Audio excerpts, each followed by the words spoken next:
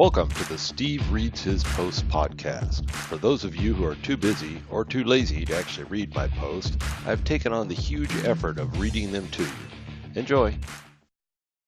Dynamics 365 versus Salesforce. The debate rages on.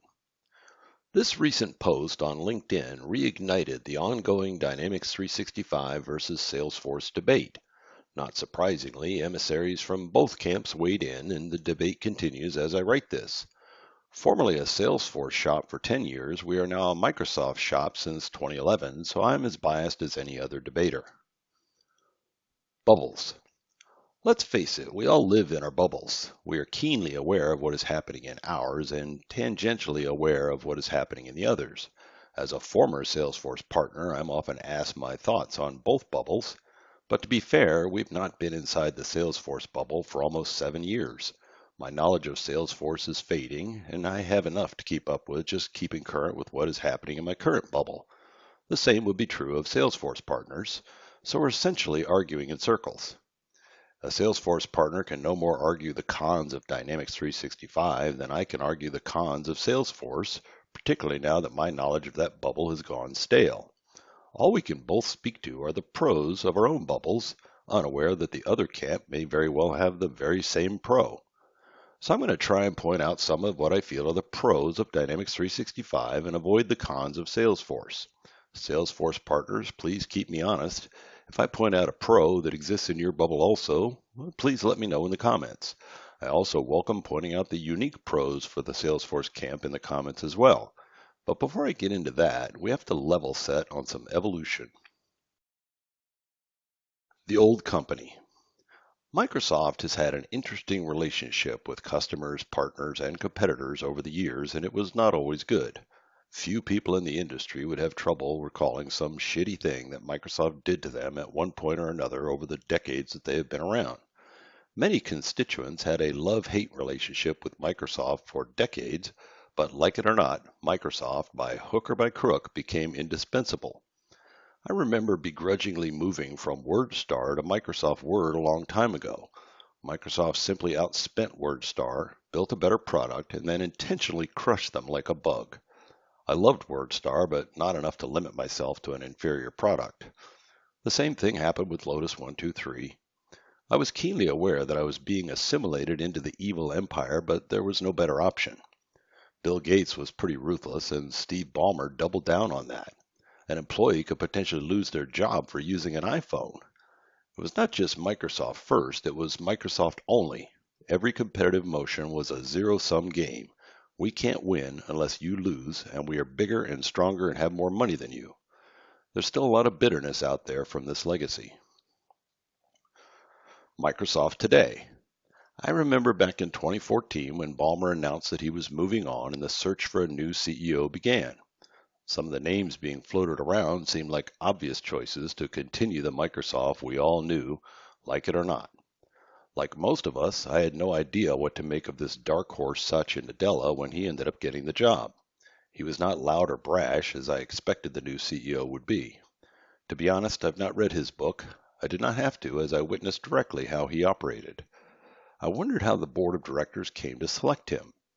I assumed that since Microsoft's stock value had been flat, for like forever, in the words of Monty Python, it seems the board decided, and now for something completely different. I was as skeptical as most when Satya was offered Darth Vader's throne on the Death Star. My skepticism continued for a little while even as he talked a good game. I was still convinced he was simply painting the Death Star white to fool us. But actions speak louder than words, and he started taking actions that seemed contrary to everything I thought I knew about Microsoft. I think that many outside the bubble are still skeptical, and there's a lot of history to overcome. But I am now convinced that Satya is committed to building a new reputation for Microsoft. Apparently the stock market is convinced too, and now Microsoft is the most valuable company in the world, recently overtaking that spot from Apple, and its stock has been on a steady upward trajectory. It's not about CRM. In that LinkedIn debate, many Salesforce loyalists felt that any comparisons made should be limited to CRM capabilities. But I don't think Microsoft cares about competing with Salesforce at a feature level. They seem to be thinking about changing the established rules of business applications. I don't think it is because they feel they would lose in a tit-for-tat battle. Rather, I think they're seeing a different path to business applications that are not really focused on Salesforce at all. Of course, they're going to bring Office 365 and Azure into the conversation, not because it is an unfair comparison to Salesforce at a feature level, but because it is a key part of their overall story. The CDS, Common Data Service, motion is bigger than CRM, way bigger, but CRM is a part of that story. It is really about breaking down silos across the organization, not just in your business applications. It's about empowering citizen developers to solve many business and other problems on their own. It's about empowering ISVs to build whatever business solutions they feel would solve their target customers' needs across the stack, not just within CRM. Salesforce is a very tall tree. For SaaS, it may be the single tallest tree, but Microsoft is aiming at the forest. Specifics, please. The business application story is evolving from tools that generate forms to collect data and then automated processes to move that data around. This is the legacy CRM proposition. But for business applications to generate more than they ever have, you really have to look further than just continuing to add features to capture more data. If you look at the data from the other side, oblivious to how it got there, the real opportunity is about using that data differently than we ever have or could. The AI story will eclipse any feature battle very soon. While not a direct investment in CRM per se, the huge amount of money and resources that Microsoft is pouring into AI will accrue to CRM and everything else. The fences come down. In order for Microsoft to continue their trajectory, they need to be able to engage with everyone else on the planet. This was not the old Microsoft way, far from it. But today's Microsoft is opening its doors to all comers, and several doors are opening from all sides. Many of Microsoft's moves towards this end have been met with skepticism, again based on history. For example, acquiring GitHub and then becoming the most prolific provider of open source software on it. Remember, before Satya, open source was a cancer. With CDS as a core thrust and CRM being but one of many ways to populate it, a huge investment was made to build a connector framework.